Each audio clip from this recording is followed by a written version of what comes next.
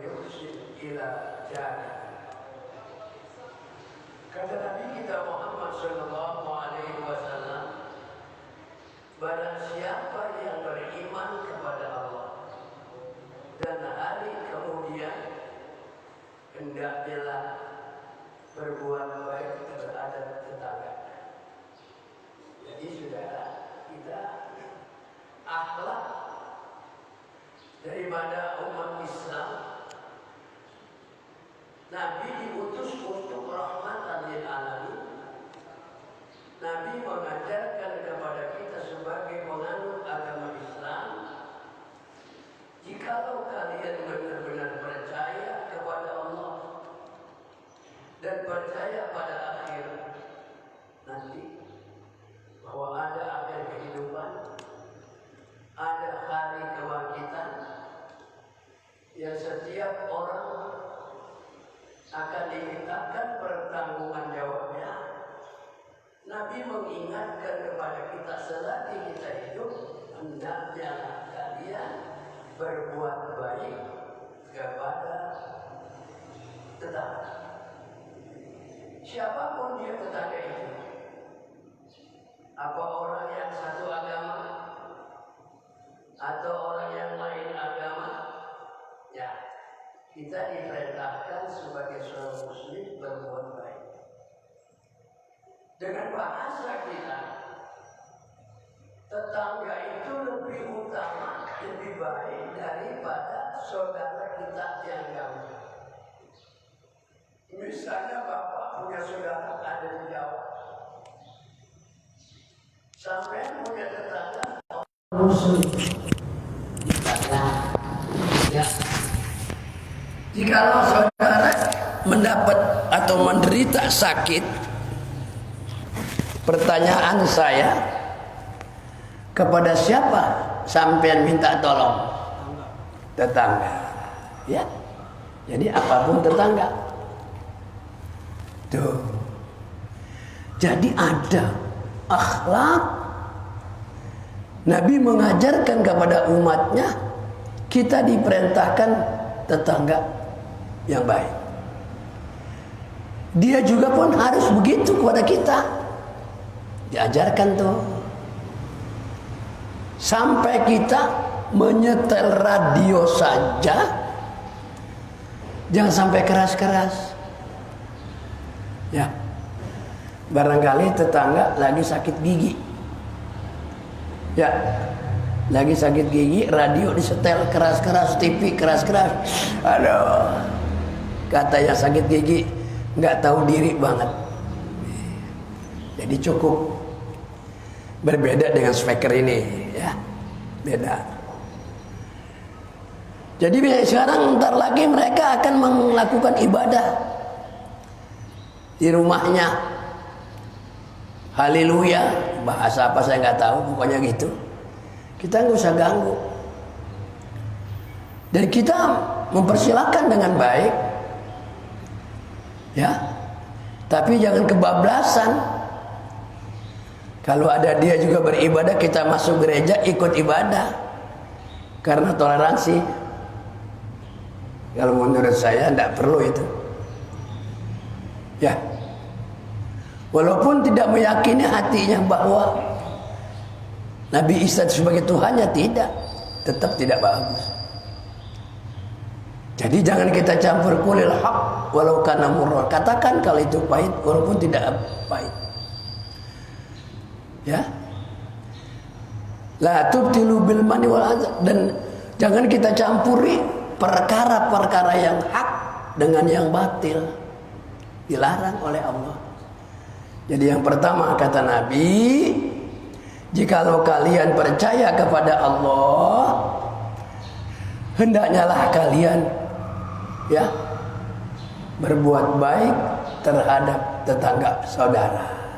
Ya, tadi saya katakan, gambarkan orang lain yang dekat, tetangga yang dekat lebih utama dibanding saudara kita yang jauh.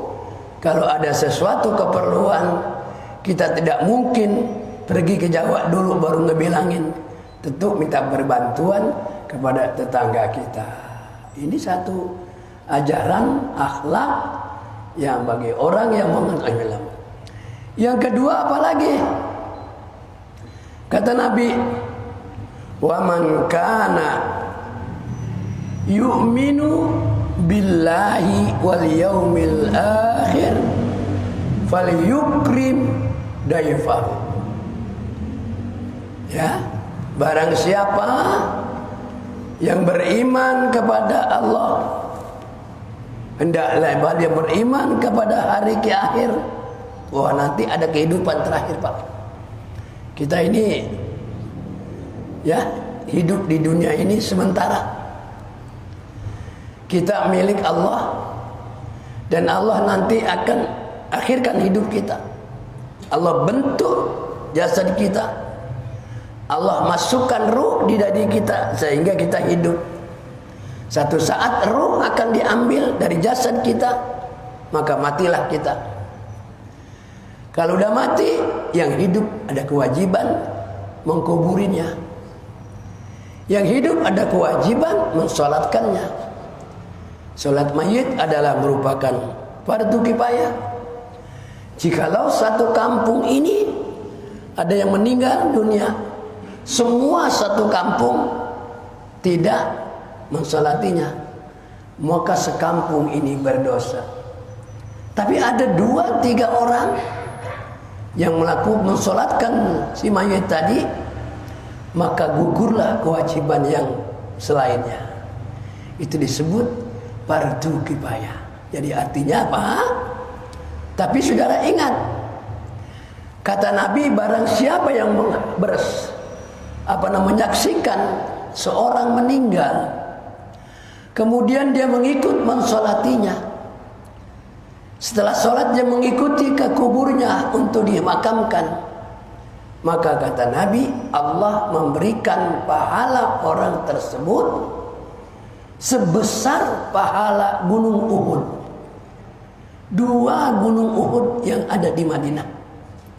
Jadi kalau orang yang pernah umroh atau haji tahu di sana, begitu besarnya pahala orang yang menyaksikan mayit dan mensolatkan mayit. Ya, kalau kita tidak sholat, ada mayit di situ, ya kita tidak mendapat pahala dan kita tidak berdosa karena sudah menjadi fardu kifayah. Cukup. Tapi kalau kita lakukan itu sholat mayit, pahalanya begitu besar. Beruntung orang yang sudah dapat melakukan sholat mayit. Padahal sholat mayit tidak susah, karena nggak terbiasa, akhirnya nggak bisa. Bisa karena terbiasa. Ya, bagaimana cara melakukan sholat mayit? Pertama dia niat. Sudah sembahyang sunat, Pak? Sudah. Ya. Yang belum sembahyang sunat, saya sunat 2 rakaat ya. Jangan tinggalkan sembahyang sunat qobliyah atau ba'diyah untuk memenuhi timbangan nanti. Apabila ada kekurangan yang fardu, yang wajib, kata Nabi, Allah, lihat ada enggak yang sunah-sunahnya. Ya. Nah, ini sudah sunnah sholat. Bagaimana sih caranya? Enggak susah, cuma karena kita enggak terbiasa. Kita niat sholat mayit, di dalam hati kita mengucapkan aku sholat mayit 4 takbir ikut imam fardu kifayah lillahi ta'ala, selesai. Apa yang setelah niat itu? Takbir Allahu Akbar, kita baca suratul Fatihah sampai selesai. Imam, kita ikut imam takbir lagi, kita ucapkan Allahu Akbar. Apa yang kita ucapkan? Selawat. Allahumma sholli ala Sayyidina Muhammad. Oh, ada yang bilang nggak perlu Sayyidina, terserah aja. Allahumma sholli ala Muhammad. Yang nggak mau Sayyidina, yang mau Sayyidina boleh. Wa ala ali Sayyidina Muhammad. Yang mau Sayyidina. Yang gak mau, wa ala ali Muhammad. Tambahin boleh nggak? Boleh. Kama shallaita ala Ibrahim wa ala ali Ibrahim, ya, dan seterusnya. Enggak hafal Ustaz, udah enggak usah. Cukup Allahumma shalli ala Muhammad wa ala ali Muhammad. Berapa takbir itu? Sudah 2 ya. Maka imam melakukan takbir lagi, Allahu Akbar. Maka diajarkan kita melakukan sholat mayit itu berapa? Baca doa. Kalau laki-laki, Allahumma gfir lahu warhamhu wa'afihi wa'fu anhu. Ada orang mengatakan, ya kan, doa orang lain nggak sampai, nggak diterima. Ada orang yang ngomong begitu ya. Kalau nggak sampai doa kita, bagaimana mensolatkan mayit, saudara? Betul. Nah, itu juga gak jawabannya. Takbir yang terakhir, imam mengucapkan Allahu Akbar. Apa bacaan kita? Allahumma la tahrimna. Ayo, kepalanya angkat. Setan emang selalu ada di kepala kita, nunduk terus. Jadi kalau nunduk kita tidur. Sayang nanti kalau tidur, kalau saya mau ceritain orang ngaji tidur panjang, nggak usah dah. Ya, sudah tuh. Apa bacaannya? Kalau perempuan, laki Allahumma gfir lahu warhamhu. Yang ketiga, yang keempat, Allahumma la tahrimna ajrahu wa la tabtina ba'dahu. Kalau laki-laki. Kalau perempuan, Allahumma la tahrimna ajraha. Aduh ustaz, enggak apa tuh takbir yang keempat. Udah diam aja, enggak baca, enggak apa-apa. Ya, imam Allah, assalamualaikum warahmatullahi wabarakatuh. Yang mau pakai wabarakatuh ikut boleh. Yang kagak mau pakai warahmatullahi wabarakatuh enggak apa-apa. Assalamualaikum warahmatullahi, selesai. Pahalanya apa? Kata Nabi tadi, orang yang menyaksikan orang meninggal, dia ikut mensolatin, pergi dia ikut kemana, ke kubur, maka kata Nabi dia akan diberikan pahala sebesar 2 gunung Uhud. Kalau itu dia ikut ke kuburan. Kalau dia nggak ikut, cukup 1 gunung aja. Ya, ini biasakan. Kalau ada tetangga meninggal, kita bawa mayit, ini taruh di masjid, yang bawa di warung nongkrong. Rugi kan? Rugi. Ya enggak? Jadi mestinya gitu, membawa mayit tambah takut kita. Kenapa takut? Cara mentakutnya gimana? Tambah mendekat kepada Allah. Ya, bahwa merasa kita ya itu bakal mati. Nah inilah saudara-saudara. Sadar, harus kita hayati benar bahwa kita bakal mati. Setelah ruh kita tiada, matilah kita jadi bangkai, dibawalah ke kuburan, tergantung bawaan kita masuk dalam kubur. Kalau kita ini di dunia berleha-leha, pikiran kita dunia mulu, ya enggak? Dari pagi ke pagi banyak makanan-makanan haram. Banyak kita bekerja di pemerintahan, kita korupsi, berbuat yang tidak benar, kita hidup di masyarakat. Barangkali juga pernah kita nipu dan kita berbohong, melalui atau kita dagang bohong atau bekerja dengan bohong. Ini kudu hati-hati. Bohong kecil banyak, paham nggak? Sampai kita jadi supir pak. Dulu, kalau sekarang nggak kali. Beli bensin 10 liter, suruh bonnya 15 liter. Betul? Ada nggak yang begitu? Ada nggak? Nah, banyak. Ini saudara, itu kita bohong juga. Bohong sama siapa? Pertama bohong dirinya sendiri, bohong kepada Allah, dan bohong kepada bosnya. Ya, alangkah baiknya kita bersifat jujur. Apa kita kepengen, kita bekerja, apa dengan pinjam atau dengan meminta, itu lebih baik. Ini hadis sebenarnya ada 4 lagi. Wal yaumil akhir fal yukrim daifahu. Ya, hormatilah tetangga kamu. Besok aja kita habisin. Kalau bapak masuk ke sini lagi, besok akan tahu lagi 1 hadis ini yang diperintahkan Nabi ada 4. Ya, hormati tetanggamu dan hormati tamu kamu dan katakan faliyakul khairan atau bicara dengan yang baik. Gitu.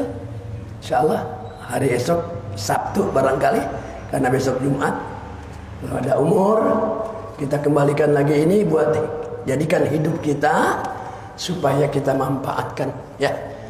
Dan kedua terakhir baca Fatihah buat orang tua kita yang sudah meninggal dunia.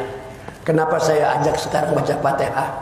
Barangkali ntar bapak habis salam-salam udah berangkat mau bekerja lupa baca Fatihah, lupa baca doa buat ayahnya yang sudah meninggal dunia, lupa sama kakeknya yang berjasa besar. Ayo bersama-sama melakukan sholat, kita baca Fatihah agar orang tua kita, kakek nenek kita, ibu kakek kita barangkali sudah tiada, Allah jadikan kuburnya taman sorga. Amin. Allah terima amal ibadahnya. Amin. Allah maafkan kesalahannya. Amin. Dan Allah kumpulkan dia bersama arwah para anbiya para syuhada. Al-Fatihah.